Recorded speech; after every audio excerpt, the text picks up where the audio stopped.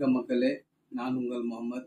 குரேஷியாவுக்கு வருவதற்காக காத்துட்டு இருக்கீங்களா? உங்களுக்கான ஒரு பதிவு. நம்ம இப்போ இந்தியாவுக்கு ரெடியா இருக்கிற ஆளுங்க குரேஷியாவுக்கு வர்றதுக்காக இப்போ நீங்க என்ன பண்ணணும், ஒரு ஏஜென்ட்டை நீங்க தேர்ந்தெடுத்திருப்பீங்க. அந்த ஏஜென்ட் நல்ல ஒரு அனுபவசாலியா வெளிநாட்டுக்கு அனுப்பி இருக்கிறாரு, சக்சஸ்ஃபுல்லா இருக்கிறாரு அப்படின்னா, இப்போ வேற நாட்டுக்கு, இப்போ ஜெர்மனிக்கோ இல்ல போலாண்டுக்கோ அந்த மாதிரி இல்ல குரேஷியாவுக்கோ அனுப்பிச்சிருந்தாருன்னா அவங்க நம்பரை அவங்க கிட்ட வாங்கி கான்டாக்ட் பண்றது. இப்போ நான் நல்லபடியா அனுப்பிச்சிருப்பாருன்னா கண்டிப்பா அவர் நம்பர் கொடுப்பாரு, நீங்க கான்டாக்ட் பண்ணுங்க அப்படின்னா அந்த நம்பரை கான்டாக்ட் பண்ணி அவங்க கிட்ட விசாரிக்கிறது. இந்த மாதிரி இந்த ஏஜென்சி மூலியமா நீங்க வந்திருக்கிறீங்களா? ஆமா அப்படின்னா என்ன வேலைக்கு வந்திருக்கிறீங்க, இல்ல நீங்க கேட்ட வேலைக்கு நீங்க கேட்ட சேலரிக்கு வந்திருக்கிறீங்களான்னா ஓகே. அப்படி சப்போஸ் இல்லைங்க, நாங்க கேட்ட வேலை ஒண்ணு, இங்க நாங்க வந்த வேலை ஒண்ணு அப்படின்னு தெரிஞ்சிச்சுன்னா நீங்க அந்த ஏஜென்சியை அவாய்ட் பண்ணி வேற நல்ல ஏஜென்சியை தேடுறது நல்லது. இப்படி நம்ம ஒரு ஏஜென்சியை செலக்ட் பண்ணிட்டோம்னா அவங்க கிட்ட பேச வேண்டியது. இப்படிங்க உதாரணத்துக்கு உங்களுக்கு ஒரு சிஎன்சி ஆப்ரேட்டரா ஆசையா இருக்கு, ஒரு லட்சம் ரூபாய் சம்பளம் எதிர்பார்க்குறீங்க அப்படின்னா அந்த வார்த்தையை நீங்க ஏஜென்சி கிட்ட சொல்றது. அவங்களும் அதுக்கு ஒத்துக்குன்னு ஓகே நாங்க வேலை வாங்கி தரோம் அப்படின்னா அடுத்து டாக்குமெண்ட் நீங்க நீங்க என்ன வேலைக்கு கேட்டு இருந்தீங்களோ அதுக்கு உண்டான டாக்குமெண்ட் வந்திருக்கான்னு நீங்க பாத்துக்கணும்.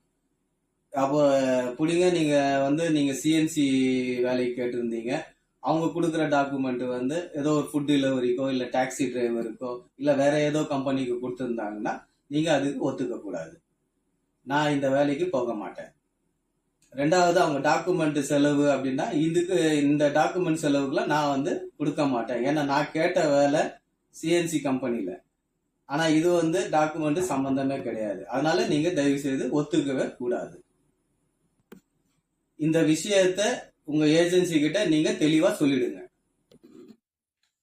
இப்போ நீங்க பணம் கட்டிட்டீங்க, பணம் கட்டிட்டவுடனே உங்களுக்கு டாக்குமெண்ட் வருது. டாக்குமெண்ட் வந்தவுடனே அதுல நீங்க கேட்ட கம்பெனிக்கே உங்களுக்கு டாக்குமெண்ட்ல வந்திருக்கு அப்படின்னா நீங்க கூகுள்ல சர்ச் பண்ணி பார்த்தீங்கன்னா உங்களுக்கு கிளியர் ஓகே, நீங்க கேட்ட கம்பெனிக்கே வந்திருக்கு அப்படின்னா நீங்க விசா ப்ராசஸ் பண்ண போகலாம். இல்ல சப்போஸ் நீங்க கேட்டது ஒண்ணு அதுல வந்திருக்கிறது ஒண்ணு அப்படின்னா நீங்க அப்படியே ஸ்டாப் பண்ணிக்கலாம். சப்போஸ் அந்த டாக்குமெண்ட் மாத்தி அடிச்சதுக்கான ரீசன் என்ன சொல்லுவாருன்னா, நீங்க அங்க போறதுக்கான டாக்குமெண்ட் நீங்க போன பிறகு ஒரு 10 நாள்ல நாங்க வேலையை மாத்தி கொடுப்போம் அப்படின்னு. ஆனா இங்க 90% சாத்தியம் கிடையாது வேலை மாத்துறதுக்கு. நீங்க என்ன ஒர்க் பர்மிட்ல வரீங்களோ அந்த பர்மிட்ல தான் நீங்க வேலை செய்ய முடியும். இதனால நாங்க என்ன சொல்றோம்னா, நீங்க அங்கேயே எல்லாத்தையும் தெளிவுபடுத்துங்க. நீங்க என்ன வேலைக்கு கேட்டிருந்தீங்களோ அதுக்குண்டான பர்மிட் விசா அடிச்சு இங்க வந்தீங்கன்னா நீங்க ஒரு நல்ல வேலையில இருக்கலாம். விசா அடிச்சாச்சு, குரேஷியா வந்தாச்சு, என்ன பர்மிட்ல வந்தீங்களோ அந்த பர்மிட்ல நீங்க வேலைக்கு ஜாயிண்ட் ஆயிடுச்சு. இப்படிங்க உங்களுக்கு 10ல இருந்து 15 நாளுக்குள்ள உங்களுக்கு டிஆர்சி அடிச்சிடுவாங்க. உங்க வேலையை நீங்க ஸ்மூத்தா ஸ்டார்ட் பண்ணிக்கலாம்.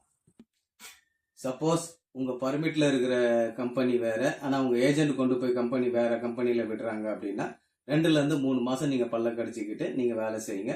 நீங்க டிஆர்சி வாங்குங்க. ஏன்னா நீங்க முதல்ல லீகல் ஆகிறதுக்கான வழியை பாருங்க.